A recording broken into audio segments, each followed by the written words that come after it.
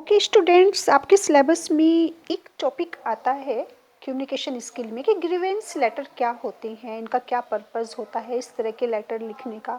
तो grievance letter जब आपको किसी से कोई भी एक तरह से कंप्लेन करनी होती है, मीन्स आपकी किसी से कोई नाराज़गी होती है, आप किसी के वर्क से किसी के बिहेवियर से सेटिस्फाइड नहीं होते हैं, तो तब इस तरह के लेटर लिखे जाते हैं। और ये काफ़ी इम्पोर्टेंट लेटर होते हैं, क्योंकि इसके थ्रू हमें पता चलता है जिसको आप लेटर सेंड कर रही हैं उनको इस बात की इन्फॉर्मेशन मिलती है कि आप किस एक्सटेंट तक आप उनसे डिससेटिस्फाइड हैं और किस कारण से आप डिससेटिस्फाइड हैं। तो ये इंपॉर्टेंट होते हैं लेटर्स, और इन्हीं को कहा जाता है ग्रीवेंस लेटर। तो एग्जाम में ये पूछ लिया जाता है व्हाट इज द पर्पस और what is the main function of writing और what are the importance of writing such kinds of letter, grievance letter. तो देखिए यहाँ पर आपका हिंदी में भी आपको बहुत ही ईजी लैंग्वेज में ये इसको मेंशन किया गया है और इंग्लिश में भी ईजी लैंग्वेज में लिखा गया है यहाँ पर। तो देखते हैं कि ये ग्रीवेंस लेटर किसे कहते हैं जिसमें कंप्लेन होती है।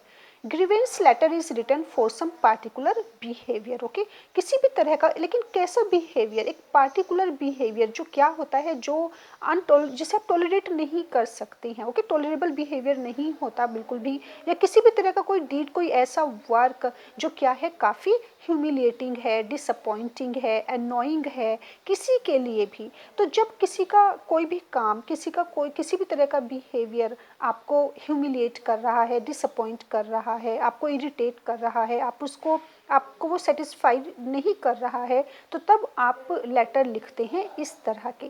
This kind of letter is mainly written for any misconduct. Okay, for misconduct, mischief, violation, poor performance. तो किसी के लिए भी कोई भी रीज़न हो सकता है, क्योंकि ये एक तरह से कह सकते हैं कि जैसे कि यहाँ पर जो मेन रीज़न होता है वो होता है सिर्फ आपको अपना जो डिससेटिस्फैक्शन होता है, डिसकंटेंटमेंट होता है, उसे शो करना।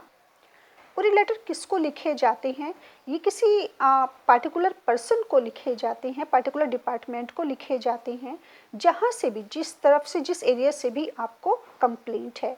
This letter is often written to the human resources department. Okay, human resources department, जैसे कि देखिए यहाँ पर लिखा है जो ह्यूमन रिसोर्सेज डिपार्टमेंट होते हैं वहाँ पर आप कंप्लेन करते हैं, रिटर्न में कंप्लेन करते हैं अबाउट एनी थिंग। और एनी थिंग से मतलब यहाँ पर क्या हुआ, जैसे देखिए बिहेवियर हो गया, वर्क हो गया, या उनकी जो भी ड्यूटी है, mischief, misconduct, even violation also, या किसी का कोई भी पुअर परफॉर्मेंस है जिससे आप सेटिस्फाइड नहीं हैं। जैसे कि किसी भी तरह के आपके बैंक हो जाते हैं, हॉस्पिटल हो जाते हैं, कोई भी गवर्नमेंटल ऑफिस हो जाता है कि जहाँ पर आप सेटिस्फाइड नहीं हैं उनके वर्क से, उनकी ड्यूटी से।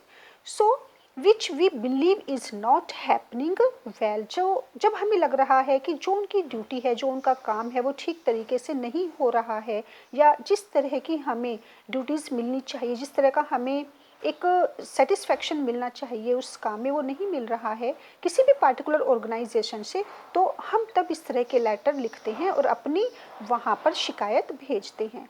This letter is written by an employee in which he makes complain about an issue.